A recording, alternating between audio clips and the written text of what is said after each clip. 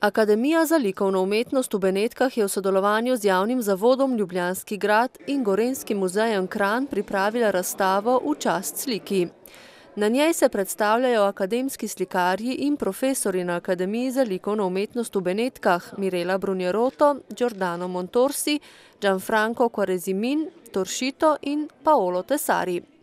Razstava v ljubljanski kulturni prostor prinaša pestrost in pomeni: Mi si domišljamo, da kar precej, zato ker gre le za eno razstavo, kjer se bodo predstavili avtorji in profesori iz Beneške akademije, ki v svojem okolju v Italiji nekaj pomenijo, in nam se zdi, da če se predstavijo tudi v teh naših prostorih, je za nas, za slovensko javnost, to kar neka pomembna reč.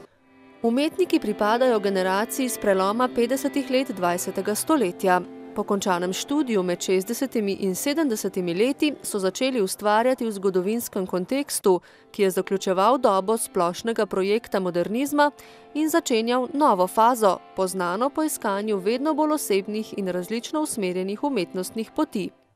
Namen razstave, na kateri si je možno ogledati približno 40 del, je izmenjava razstav med akademijama.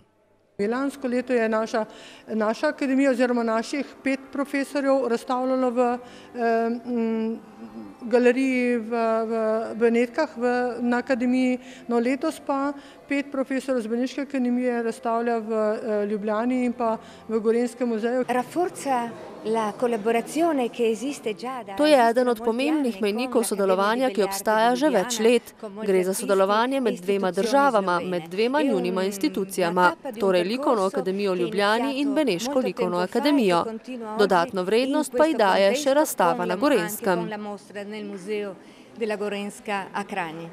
Vsem avtorjem slikarsko delo predstavlja samostojen konkretni predmet, ki pa je določen s svojo plastično ali kromatično materijo in svojo prostorsko ekstenzijo.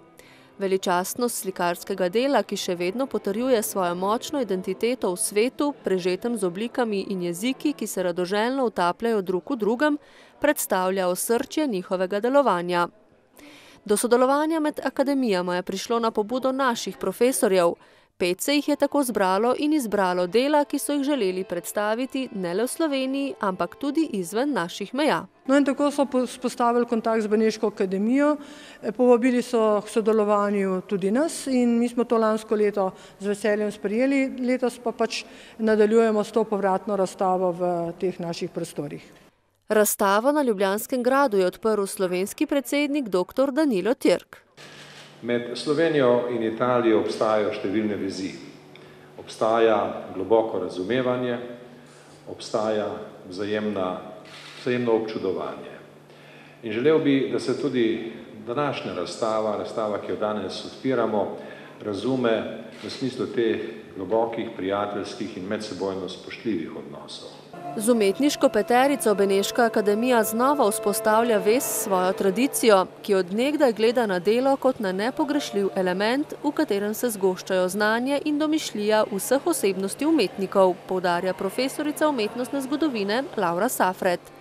Razstava bo na Ljubljanskem gradu na ogled v Stanovski dvorani in Palaciju vsak dan do 2. septembra ter v galerijskih prostorih Gorenjskega muzeja Kranj, in sicer v galeriji v Mestni hiši in galeriji v Prešernovi hiši. Vsak dan, razen ponedeljka, prav tako do 2. septembra.